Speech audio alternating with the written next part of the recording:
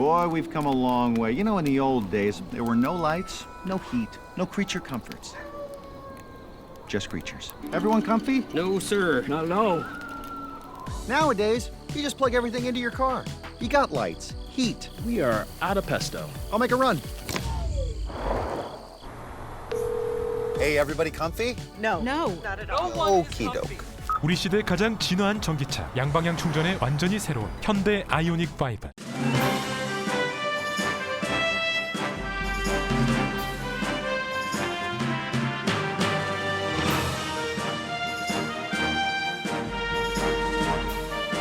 초여름의 문턱 6월입니다. 즐겁고 행복한 시간 가득하세요. 라디오 서울이 함께합니다.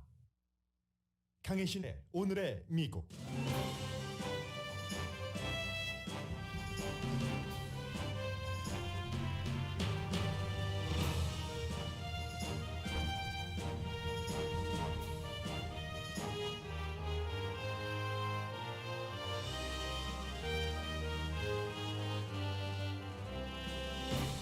한국이 로스앤젤레스 시간으로 오늘 새벽 처음으로 자체 개발한 위성 발사에 성공하자 미국 언론은 한국이 위성 시스템 엘리트 국가에 합류했다고 보도합니다. 뉴욕타임스는 국가적 자부심의 순간이었고 우주산업 야망에 다가섰으며 미국을 의존하지 않는 북한 감시가 가능해졌다고 보도했습니다. 미국과 해외에서는 누리호 발사 성공으로 남북한의 군비 경쟁이 강해진다고 보도합니다.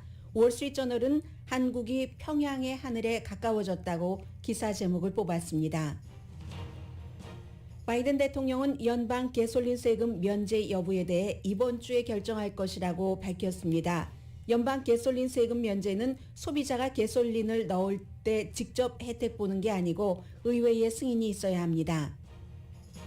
미국 가정은 지금 가솔린으로 1년에 $5,000를 써야 하는 형편입니다. 월스트리트저널이 자동차 운전이 잦은 여름을 대비해서 가솔린 값을 절약할 수 있는 4가지 방법을 소개했습니다. 생후 6개월에서 4살 어린이를 대상으로 한 백신 접종이 오늘 시작됩니다. 파이저와 모더나 백신 사이에 차이가 있습니다. 의사당 폭동 의회 공개 청문회 4번째인 오늘은 트럼프 전 대통령이 격전지에서 바이든 인준을 막기 위해 어떤 일들을 했는지를 파헤칩니다. 조지아주 총무처 장관과 애리조나 하원 의장 등이 출석해서 트럼프 전 대통령에게 받은 압박에 대해 증언합니다. 우크라이나 저널리스트가 자신이 받은 노벨 평화상 메달을 우크라이나 어린이와 러시아 저널리스트입니다. 자신이 받은 노벨 평화상 메달을 우크라이나 어린이와 실향민을 위해 쓰려고 경매하자 1억 350만 달러에 낙찰됐습니다. 노벨상 경매 사상 최고 액수입니다. 6월 21일 오늘은 미국과 한국을 포함해 북반구에서 낮이 가장 긴 하지입니다. 여름의 시작입니다. 물론 반대로 남반구에서는 겨울의 시작입니다. 여러분 안녕하십니까? 오늘의 미국 강혜신입니다. 네, 누리호 발사는 사실 굉장히 중요한 뉴스고요. 세계사적인 데 있어서도 누리라는 게 한국말로 세상이라는 뜻이라고 하잖아요. 이게 이제 위성 산업 면에서 그리고 또 하나는 북한을 감시하는 기술이 한국 자체적으로는 그동안 안 됐습니다. 미국의 도움을 받았었는데 이걸 한국 자체적으로 할 수 있다 해서 굉장히 중요한 건데 해외에서는 이 2가지 이슈를 다 중심에 놓고 이 내용을 보도를 하고 있습니다. 원래 이 누리호 발사 처음에 이름을 무엇으로 짓는가? 우리가 처음으로 한국에서 그전에는 러시아의 도움을 받고 했었는데 자체 개발한 것이어서 한 6,300명 정도가 10,000개 정도의 이름을 공모를 했다고 하잖아요. 그래서 이제 어느 대학교의 박사 과정에 있는 20대의 청년이 낸 게 바로 이 누리, 세상이라는 월드를 뜻하는 순수한 우리말, 한국말인 거죠. 우주까지 쫙 확장된 세상이다. 그런 것을 연다는 의미로 누리 했는데 원래 2013년도에 성공을 했었던 나로호와 발음도 비슷하잖아요. 이 누리호 발사가 성공했다 하는 것이 2가지 의미. 첫 번째는 그 자체 기술로 한국만의 기술로 위성을 궤도에 보낼 수 있는 올려놓을 수 있는 국가는 10개 국가밖에 안 됩니다. 그리고 게다 대고 무게 1톤 이상의 위성을 보낼 수 있는 국가로서 7번째입니다. 그러니까 엘리트 국가인 거죠. 이 위성 시스템에 대해서. 그래서 이제 뒤에 어떤 국가들이 앞서갔는가 이런 것은 나중에 말씀을 드리고요. 두 번째 성공을 했습니다. 지난해 10월 달에 첫 번째 발사했을 때 그 뭔가 한 발짝 부족했다. 당시에 뉴욕타임스가 그렇게 표현을 했었는데 그것을 두고 북한은 제대로 하려면 아주 오래 걸릴 거야. 북한은 지금 이 기술이 있는 것으로 알려졌잖아요. 유엔에서 하지 말라고 해도. 그래서 오래 걸릴 거야 했는데 이번에 성공을 한 겁니다. 더 이상은 다른 나라 기술 의존하지 않고 전에 발사할 때 무슨 그 테슬라 의존하고 그랬었잖아요. 그래서 한국이 우주 산업에서 주역이 된다는 꿈이 있었고 야망이 있었는데 이게 현실로 되는 겁니다. 현실에 점점 가까워지는 거고 오늘 로스앤젤레스 시간으로 밤 자정 0시였습니다. 발사되고 나서 70분 뒤에 한국으로는 오후 4시였으니까 사람들 다 일할 때였잖아요. 굉장히 그 텔레비전으로 유튜브로 생중계되는 것을 보면서 대단했었다. 그 자부심이라는 것은 오늘 뉴욕타임스의 표현입니다. 16분 동안 원래 그 예정했었던 대로 정상 비행을 했고 그리고 이제 357파운드의 워킹 위성, 작동 위성이라고 하고 또 하나 두 번째가 더미 위성, 미국 표현으로는요 실용 위성 이런 것은 1.5톤급이었고요. 해서 435마일 궤도, 좀 낮은 궤도라고 볼 수 있죠. 올려놓을 수 있는 능력을 입증했습니다. 그러자 여러 가지 상황에 대해서 작지만 스몰하지만 너무나 중요한 성공이다. 뉴욕타임스 표현입니다.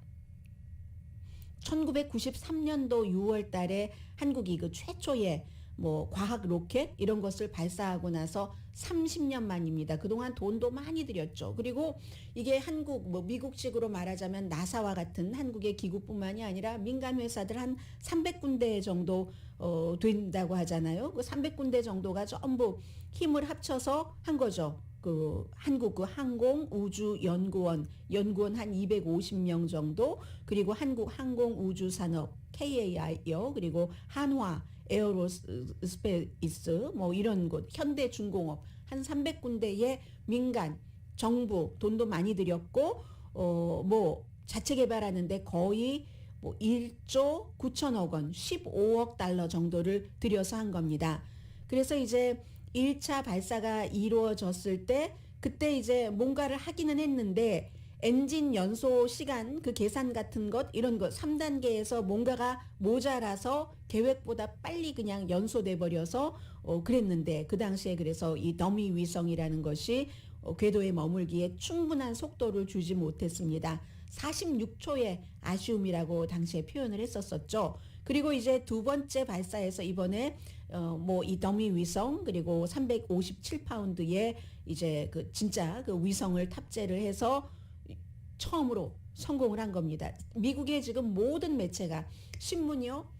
생각을 해보세요. 한국 시간으로 4시였으니까 미국 시간으로 자정의 시작이 돼서 그 뒤에 발표를 하고 하면 새벽이잖아요. 새벽 동부 시간으로 해도 새벽 4시, 3시 이후부터 기사를 작성을 해서 뉴욕타임스, 월스트리트저널, 워싱턴 포스트 모두 보도를 했고 NPR 방송, CNN 모든 미국의 케이블과 이 정규 그 방송도 전부 이 내용을 보도를 하고 있습니다. 그래서 그 뒤에 기술적인 여러 가지는 제가 읽어도 잘 이해가 되지 않고 빼겠습니다. 중요한 것만 말씀을 드리고 있습니다. 그래서 또 올해 8월에도 첫 우주 탐사선 다누리, 달 궤도선 이런 거 막 약자로 해서 미국에서 발사를 하고요. 이번에 성공을 했으니까 내년 초에 한 번, 그리고 다른 초 이후에 3번 더 해서 2027년까지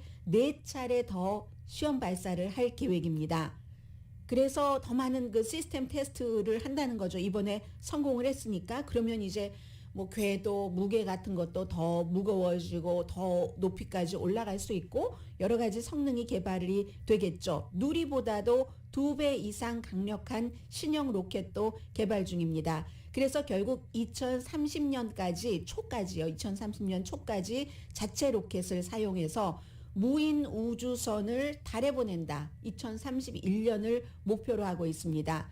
그러니까 이렇게 되는 경우 여러 가지 그 우주 그 프로그램 산업에서 뭐 차세대 통신망이라든가 이런 것들에 다가갈 수 있는 거죠. 그것을 희망을 하고 개발을 한 거고 세계 위성 발사 시장이라고 볼 수 있는 거죠. 거기서 한국이 지금 탑 10, 탑 7 안에 들어가는 겁니다. 지금까지는 거의 모든 그 로켓 발사가 미국이라든가 러시아, 원래는 순서대로 하면 러시아가 먼저 했죠. 58년도인가요? 러시아, 미국, 또 그 프랑스를 포함한 뭐 유럽연합, 또 아시아에서는 중국, 일본, 인도, 그 다음이 이제 한국, 북한도 있지만 한국 1톤 이상을 할 수 있는 그런 나라인 겁니다. 7월 달에, 지난해 7월 달에 일론 머스크가 설립한 회사 그 스페이스X 그 팔콘 9 로켓을 사용을 해서 첫 번째 군사 위성 통신 궤도에 올렸었고, 그리고 이제 올 가을에 팔콘 9 로켓을 달 그 궤도선 이제 그쪽으로 이제 보낼 계획입니다. 달 궤도선을.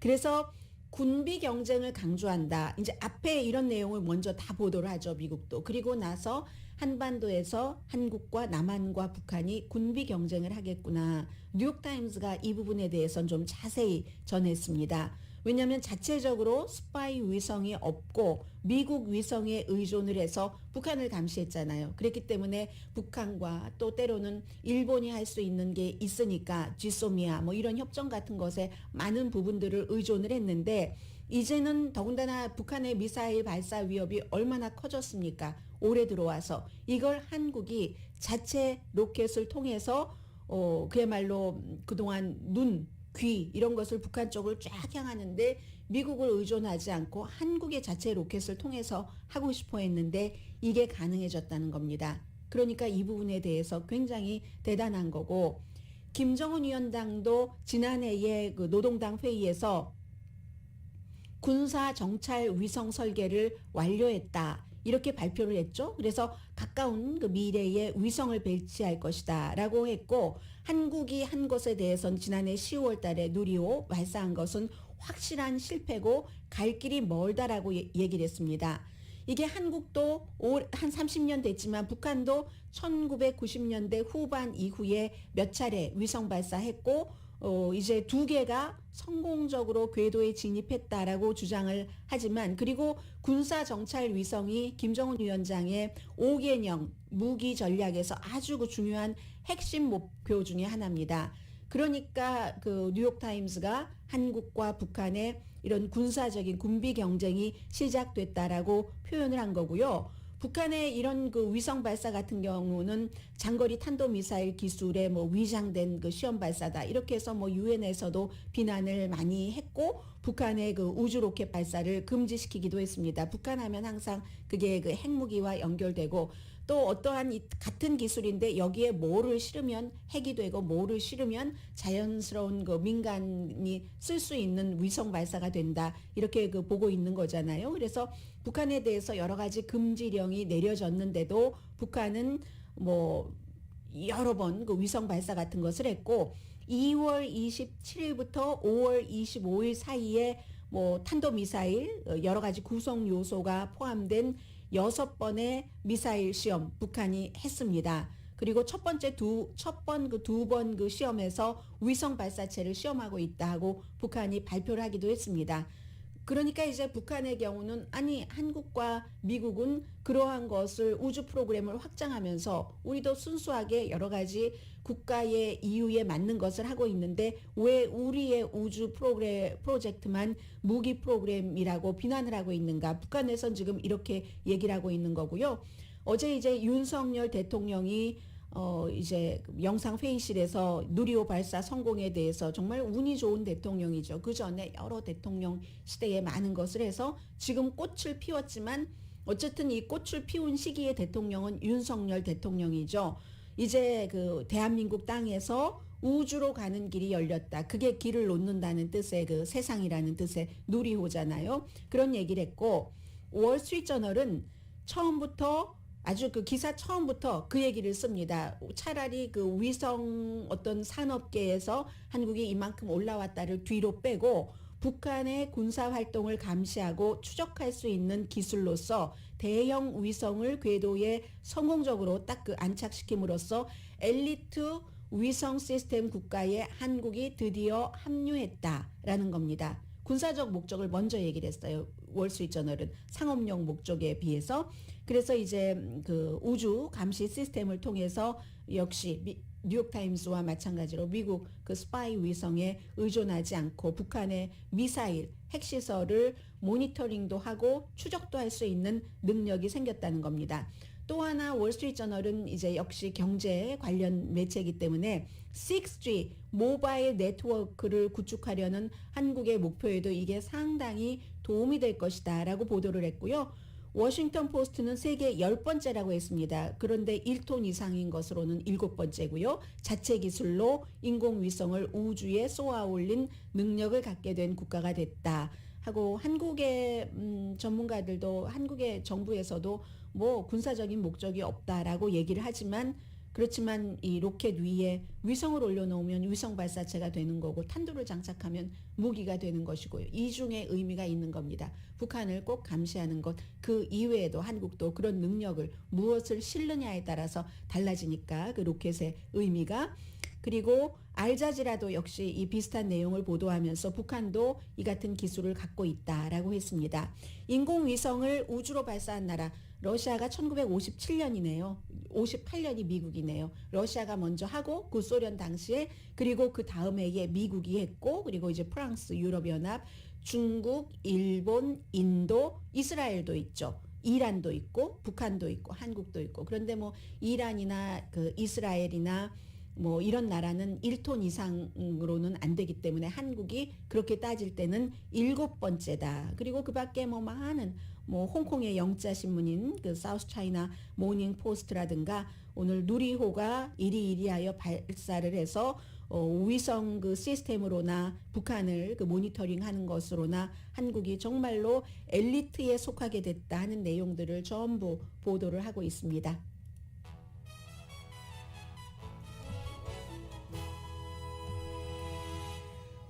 오늘의 미국은 사람을 아름답게 세상을 아름답게 피부과학 셀리온 전문가가 추천하는 이민법 가정법 전문 제인정 종합법률사무소 코지다운 갤럭시 이불은 잠이 솔솔 오게 하는 기능성 거위털 이불 전문회사 코지다운 친절하고 자세한 상담으로 절개를 최소화하는 복강경 수술 전문 장지아 외과 매일 아침 재래식으로 직접 만드는 검정콩 생순두부, 수라원 순두부, 처진 얼굴, 이중턱, 목주름을 동시에 해결하는 리프팅의 명가 미러클 레이저 클리닉, 차원이 다른 샴푸형 흰머리 염색약 수화연을 핫세일 중인 한국 홈쇼핑 공동펀입니다. 잠시 뒤에 중요한 뉴스죠. 당연히 전해드립니다.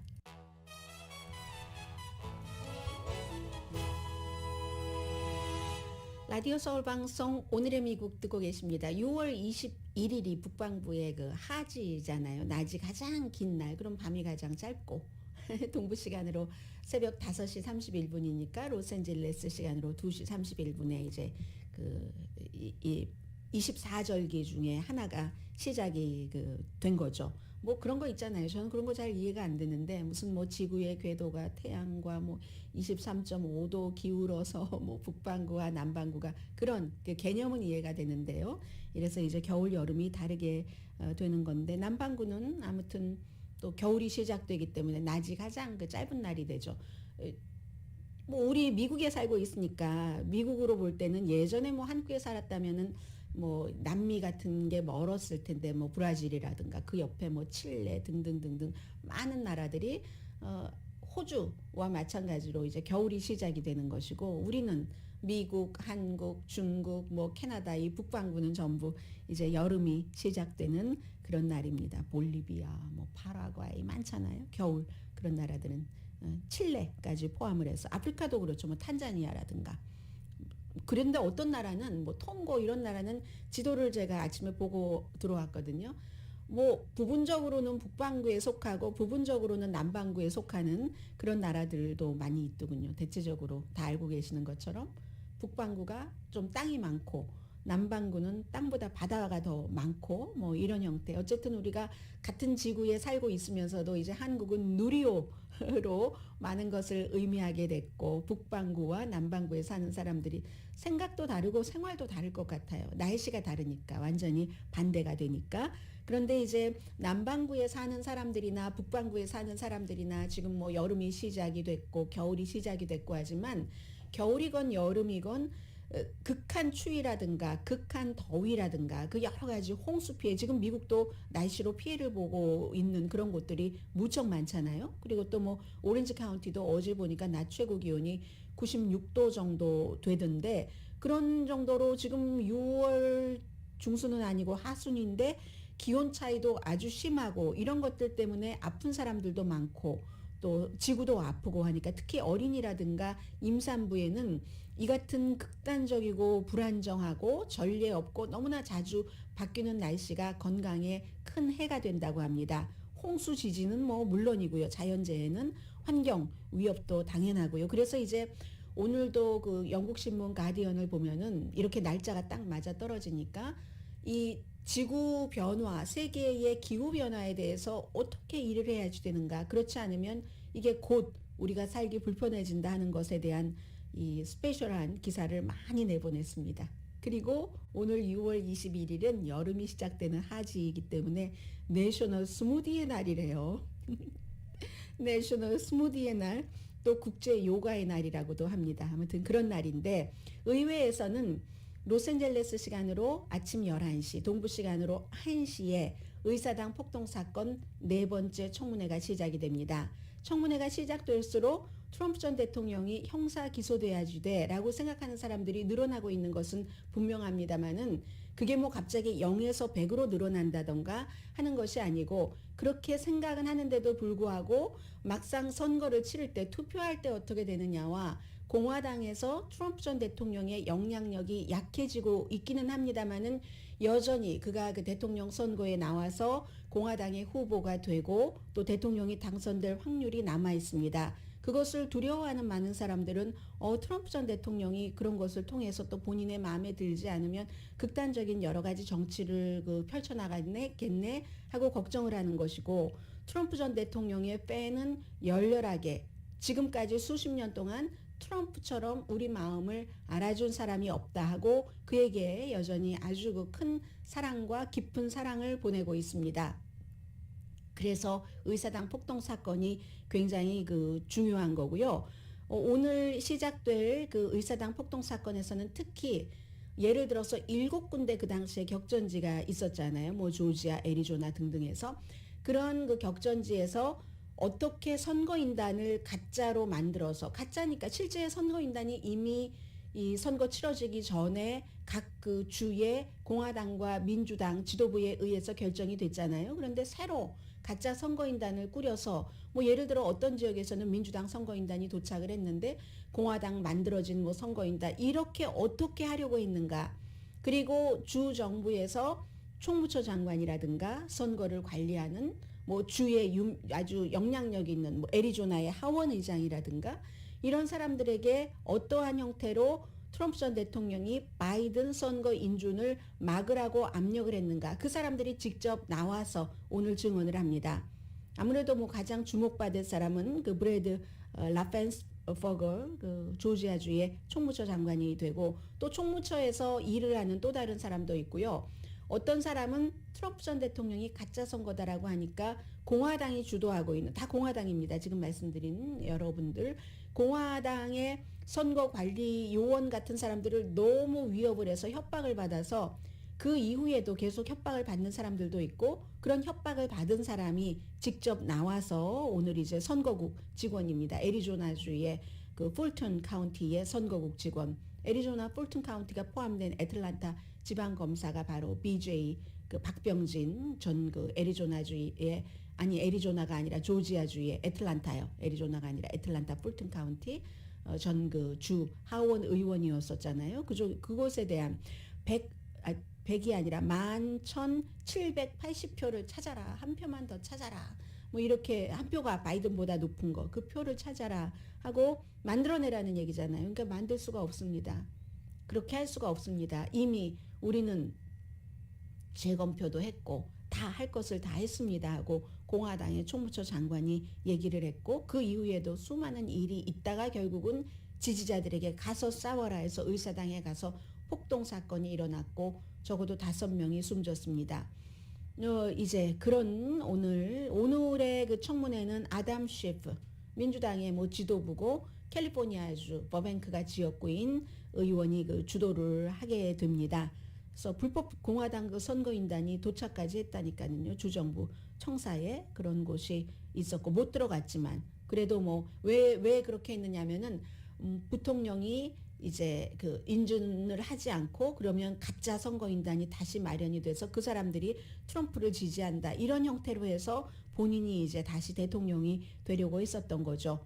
그래서 추가로 증인 소환이 만약에 마이크 펜스 부통령이 될 수 있는가, 그리고 연방 그 대법관인 클래런스 토마스의 부인인 주니 토마스 같은 사람, 이런 사람 생각을 하고 있는데, 어제 마이크 펜스 부통령이 한 모임에서 연설을 하는데 그 연설은 거의 완전히 저는 2024년도 공화당 대통령 선거에 출마합니다 라는 것과 비슷했는데, 그럼에도 불구하고 의사당 사건에 대해서 심각한, 그 당시에 이랬습니다, 내가 그런 위협을 받았습니다 하는 것은 얘기하지 않았습니다. 지금 마이크 펜스 부통령이 두 가지를 다 가지려고 하는 거거든요. 이 전략이 통할지 통하지 않을지 모르겠습니다. 의사당 폭동 사건 이후에 부통령으로서 이미 각 주에서 선거인단이 다 확인을 한 선거인단 표를 합계해서 바이든과 해리스가 대통령과 부통령입니다 하는 것을 발표할 때는 트럼프 전 대통령과 손을 끊었습니다. 나중에는 트럼프 전 대통령이 전화 걸었을 때 전화도 받지 않았다고 하잖아요. 그런데 그 이후에는 또 트럼프 전 대통령이 필요하니까, 그의 유권자의 표가 필요하니까 1월 6일 의사당 사건에 대해서 어제만 하더라도 특별하게 얘기하지 않았거든요. 이럴 경우는 일반 본선거에 만약에 펜스가 공화당의 후보가 돼서 본선거에서 민주당과 겨루게 될 때 무당파라든가 민주당 유권자 가운데서 민주당 그 후보가 마음에 들지 않아요. 그때 투표를 하려고 할 때 그 사람들의 표를 과연 가질 수 있을까? 비겁하다고 하지 않을까? 지금까지는 어쨌든 인준을 했기 때문에 민주당에서 영웅으로 떠오르고 있는데, 지금부터 앞으로가 더 중요한 거죠. 그리고 이제 오늘이 4번째이기 때문에 의사당 폭동 사건 청문회는 앞으로도 2번 더 남았습니다. 글쎄요, 이 펜스 부통령을 그 소환을 할지 이게 문제고, 소환해도 안 나갈 것 같은 그런 그 분위기가 더 많이 느껴지기는 하는데, 지금 공화당의 지도부도 굉장히 중요하죠. 미치 매코넬을 포함을 해서 여러 그 지도부, 미치 매코넬 그 상원 원내대표가 뭐라고 얘기하냐면 1월 6일 의사당 폭동 사건이 있은 직후에는 트럼프 전 대통령이 현실적으로도 practically 그리고 morally 도덕적으로도 다 책임이 있다라고 얘기하고, 요즘엔 뭐라고 얘기하냐면 그게 지금 그렇게 중요해? 물론 해야지. 중요하긴 하지만 총기 이런 문제 얼마나 중요해? 우리는 거기에 집중을 해야지 돼. 이렇게 얘기를 하고 있고요. 그리고 리자 머코스키 의원 같은 경우는 엘라스카가 지역구인 연방 상원 의원은 나중에 2번째 의사당 폭동 사건이 일어나고는 상원에서 7명이 탄핵에 찬성표를 던졌는데 그 7명 가운데 포함이 됩니다. 굉장히 중요한 문제이긴 하지만 공화당 정치인들이 트럼프가 필요하다고 생각하는 한 이걸 얼마나 여기에 집중할지는 모르겠습니다. 그리고 제일 중요한 것은 선거에서 어떤 영향을 미칠지 모르겠습니다 하는데, 분명히 많은 분들이 어떻게 다 보시겠어요, 이 폭동 사건 청문회를. 그럼에도 불구하고 이제 중간중간 듣는 뉴스라든가 여러 가지로 조금 민주당에게 투표하겠다는 사람이 공화당에게 투표하겠다, 청문회를 보고 듣고 난 이후에 그런 비율보다 10% 높은 것은 사실이고요. 그리고 오늘 이제 더 중요한 것은, 저도 굉장히 혼돈이 되는데, 이게 언더 5잖아요. 나이가 백신에 대해서 말씀드리고 있습니다. 언더 5는 5살 아래이기 때문에 6개월, 생후 6개월부터 4살까지잖아요. 그런데 이 똑같은 것을 가지고 어떤 매체는 5살까지라고 하고 어떤 매체는 4살까지라고 하고 제 생각에는 4살까지가 맞는 것 같아요. 언더 5니까 지난번에 한 것 이런 거 보면은 어쨌든 지금 이 두 가지로 보도가 되고 있으니까 참고하시기 바라고요. 6개월부터 4살까지 지금 이제 보건국이라든가 아니면 평소에 백신 접종을 했었던 여러 곳에서 여러분의 이런 그 자녀에게 지금 당장 오늘 당장 맞추겠어 하시는 부모님은 많지는 않으십니다. 그런데 어쨌든 오늘부터 이 존슨앤존슨은 아니고요. 파이저와 모더나 백신 접종이 가능합니다. 파이저는 3번에 나눠서 맞춥니다. 이게 이제 3번에 나눠서 맞추는데 성인에게 줬던 것의 10분의 1 양은 백신의 양은 그래서 이제 1, 2, 3 처음 2번은 맞고 나서 이제 3주일 있다가 이렇게 하고 세 번째는 8주일 뒤에 맞게 하고요. 해서 전체적으로 11주일이 걸리는 거죠. 그렇죠? 처음 맞고 3주일 뒤에 두 번째 맞고 8주일 뒤에 세 번째 맞고 그리고 모든 것이 효력이 나오려면은 이게 효력이 완전하게 나오는 데까지 2개월이 걸린답니다. 그러니까 여러분들께서 이제 잘 계산을 하셔야 돼요. 이 아이가 지금 아직은 학교에 안 가는데 어느 때쯤 학교에 가겠구나. 사람이 많은 킨더가든보다 더 많은 곳에 가겠구나. 그런 걸 계산을 하셔서 맞추시면 좋겠고요. 모더나는 2번입니다. 2번이니까 양이 조금 많아야 되겠죠. 성인에게 줬던 것에 4분의 1을 해서 한 달 간격으로 2번. 그리고 모더나는 지금 그 권고하기를 그러니까 의사 선생님이랑 상의를 하시는 게 좋을 것 같습니다. 특히 모더나의 경우는 3살 이상으로 권고를 하고 있고 그래서 가능하면 소아과에서 그냥 일반 백신 주는 데 말고 모더나의 경우는 조금 독하니까요. 그 파이저보다 하니까 3살 이상으로 권고를 하면서 소아과 의사 선생님과 상담을 하시도록 그리고 모더나는 조금 세니까 강도가 파이저는 맞추고 나서 2개월이 될 때가 최정점 100% 백신이 효력을 발휘하는 때 그에 비해서 모더나는 한 달 있으면 이것도 우리 아이가 언제 여행을 가는가 학교에 입학을 새로 하는가에 따라서 맞추셔야 되고요. 미국에서 너무 많은 사람이 코비드 19으로 숨졌지만 이 5살 미만 어린이가 숨진 것은 그러니까 뭐 생후 몇 개월부터 4살까지가 코비드 19으로 인해서 숨진 아이들은 한 거의 500명 정도 되거든요. 그럼 전체적으로 그 사망자에 비해서 굉장히 그 낮은 것이기는 합니다. 그런데도 뭐 주변에 아이가 걸렸을 때 다른 그 부모님들께 전염시키는 것도 있고 그리고 또 뭐가 있나요? 부모님들이 조금이라도 안심을 하고 그동안 뭐 한 분이 직장을 쉬셨다면 그런 분들이 아이 그 접종시키고 나서 킨더가든에 보낸다던가 이런 형태로 훨씬 많이 어린이 백신 접종은 그런 면에서 사회에 영향을 많이 미치고요. 부모님들은 다른 아이들 맞는 거 보고 우리 아이는 몇 개월 뒤에 맞추겠어 생각하시는 그런 부모님들 굉장히 많으십니다. 잠시 뒤에는요. 게솔린에 대해서 좀 말씀을 드리겠는데 예전에도 수없이 들었던 얘기인데 게솔린을 운전을 하면서 절약을 하려면 우리가 운전 습관을 어떻게 바꿔야 된다 하는 것을 오늘 월스트리트저널이 너무 자세하게 설명을 했어요. 그리고 지금 게솔린에 대해서는 각 주 정부별로 캘리포니아 주도 마찬가지고요. 여러 가지 그 프로그램이 있는데 연방 정부에서 게솔린 세금을 뭐 예를 들어서 이번 주에 결정을 한다고 하니까 바이든 대통령이 올해까지 안 내게 된다. 그럼 이게 어떤 형태로 적용이 되는 것인가 잠시 뒤에 전해드리겠습니다.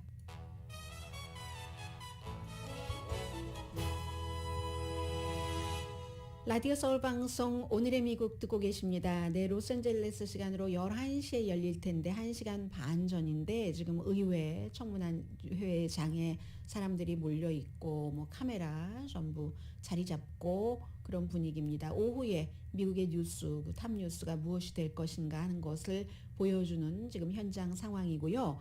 게솔린 세금을 연방 게솔린 세금을 일단 뭐 올해 말까지 없애도록 하겠다 하는 것이 글쎄요 의회에서 승인을 해줄지 모르지만 바이든 대통령이 이번 주 안에 발표를 한다고 하는데 그렇게 되는 경우 갤런당 18.4센트니까 그만큼 절약을 하게 되는 거잖아요. 그런데 이 세금 자체가요 그 생산자에게 그 가솔린을 생산하는 사람에게 그 부과하는 것이기 때문에 거기서 깎아주는 거지 우리가 이렇게 가솔린을 넣을 때 그때 하는 게 아닙니다. 그래 관세 같은 거죠. 중국에 관세를 이렇게 한다 하면은 이제 그 수입하는 사람들이 더 많이 내게 되고 그럼 그 수입하는 사람들이 일반인들에게 물건을 작게 주거나 아니면 가격을 올리는 그런 형태잖아요. 그러면 연방정부에서 생산업자에게 관세를 물리게 하는데 갤런당 18.4센트씩 그렇게 되는 경우 그거를 일단 면제해주면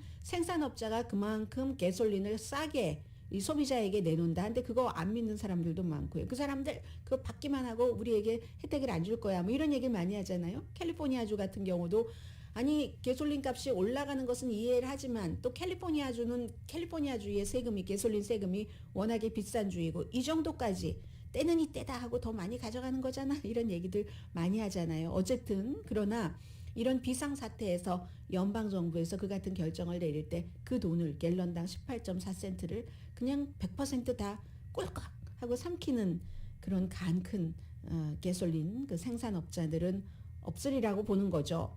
그래서 올해 초에 예산 모델이 그 의회에서 의원들이 다 이미 상정해 놓은 것들이 있습니다. 그래서 3월 달부터 12월 달까지 올해 초에 상정한 것이니까 그렇게 중단을 한다 하면은 뭐 민주당의 상원 의원 2명이 했거든요. 그 마크 켈리 애리조나 의원 유명하니까 그 사람과 또 다른 사람이 했는데 우주인 출신의 마크 켈리요.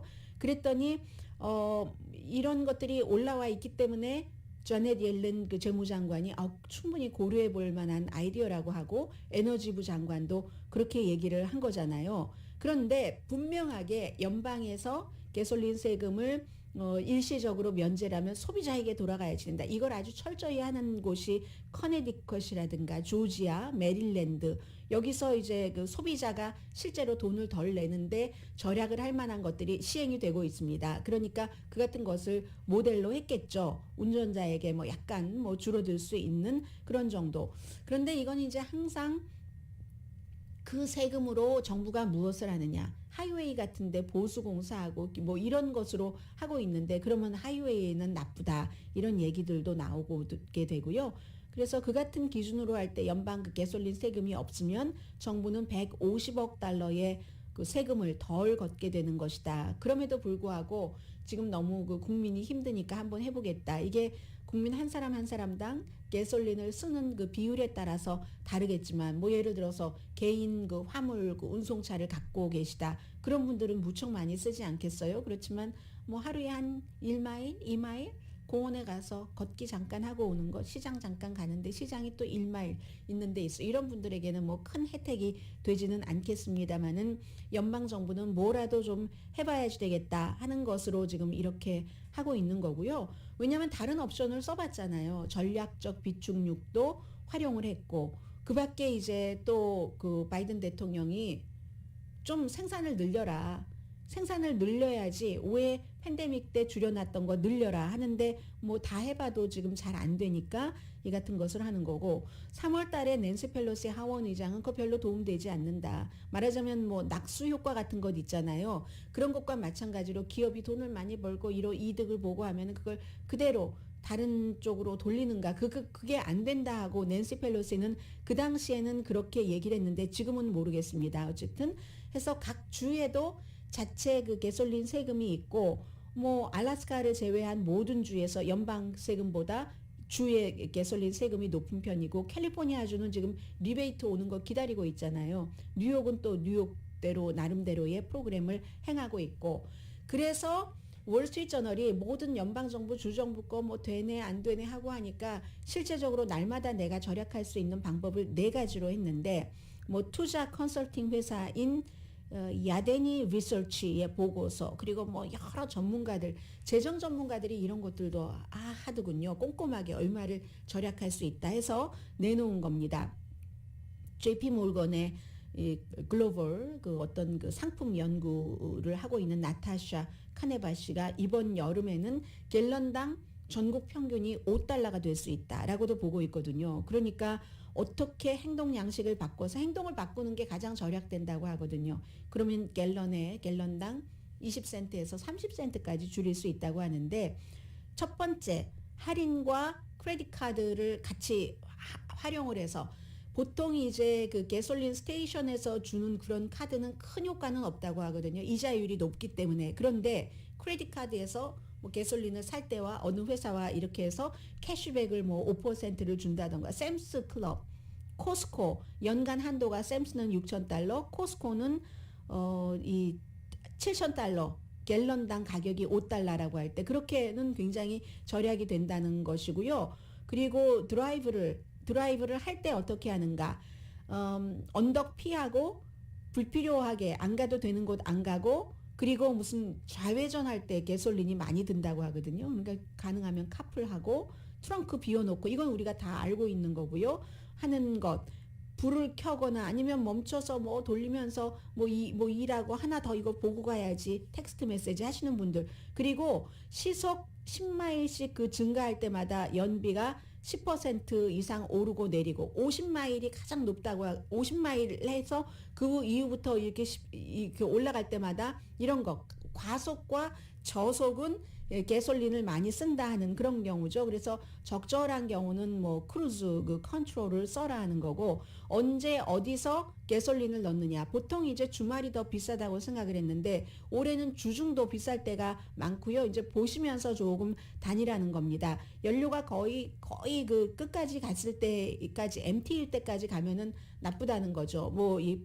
그러면 연료 펌프가 손상되기 때문에 한 4분의 1 정도 있을 때 넣으라고 하고, 토요일에는 보통 안 넣는 게 좋지만 금요일이나 일요일은 오히려 조금 싸답니다. 그리고 정규적으로 튠업을 받아서 이 공기 타이어 공기는 뭐 딱 안 맞추시는 분들도 많이 계시는데, 그게 굉장히 중요하고, 또 필터, 에어 필터도 더러우면은 그러면 그게 잘 안 된다고 하거든요. 그런 형태로 습관을 뭐 꼭 지금뿐만이 아니라 다른 때도 운전 습관을 조금 변화하면은 가솔린 값을 줄일 수 있다. 월스트리트저널의 보도입니다.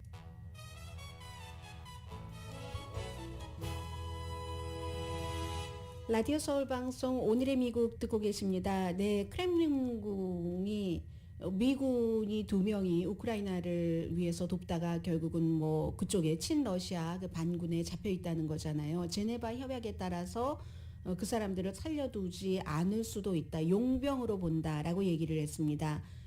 국포로가 아니라 Soldier of Fortune, 우리는 뭐 노래로 잘 알고 있지만 돈을 받고 어느 나라이든지 가서 싸우는 용병으로 본다, 이런 얘기를 했고, 러시아의 화력이 우크라이나보다 10배가 많으니까 굉장히 어려움은 있지만 지금 서방 세계에 무기가 새로 들어간다고 하고요. 러시아의 저널리스트 드미트리 무라포토프 씨가 지난해에 본인이 이제 개인적인 그런 회사를 설립을 해서 푸틴에게 굉장히 압박도 많이 받았고 하는 그런 형태로서 해서 노벨 평화상을 받았는데, 그걸 경매에 메달을 붙였더니 역사상 최고의 액수인 1억 350만 달러, 지금까지는 뭐 460만 달러인가가 최고였다고 하거든요. 우크라이나의 어린이와 우크라이나의 난민들을 위해서 쓰겠다라고 얘기를 했습니다. 오늘의 미국은 피부과학 셀리온, 제인정 종합법률사무소, 거위털이불 전문회사 코지다운, 복강경 수술 전문 장지아 외과, 검정콩 생순두부, 수라원 순두부, 리프팅의 명가 미러클 레이저 클리닉, 수화연을 핫세일 중인 한국 홈쇼핑 공동펀이었습니다. 10시에 좋은 아침, 좋은 하루 방송됩니다. 네, 오늘 정말 여름이 새로 시작되는 날인데 저는 아직도 처리해야지 될 걸 처리 못한 게 있거든요. 여러분들 꼭 처리해야지 될 거 꼭 처리하시기 바랍니다. 강희신이었습니다.